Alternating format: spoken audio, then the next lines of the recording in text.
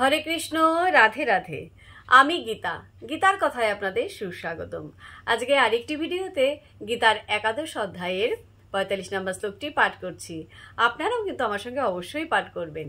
ওং নমো ভগবতে বাসুদেবায়, ওং নমো ভগবতে বাসুদেবায়, ওং নমো ভগবতে বাসুদেবায়। শ্লোকটি আমার সঙ্গে উচ্চারণ করবেন। অদৃষ্ট পূর্বম হৃষিত অস্মি দৃষ্টা ভয়েন চ প্রব্যথিতং মনঃ মে তৎ এব মে দর্শয় দেব রূপম প্রসীদ দেবেশ জগন্নিবাস। অনুবাদ: তোমার এই বিশ্বরূপ যা পূর্বে কখনো দেখিনি, তা দর্শন করে আমি আনন্দিত হয়েছি, কিন্তু সেই সঙ্গে আমার মন ভয়ে ব্যথিত হয়েছে।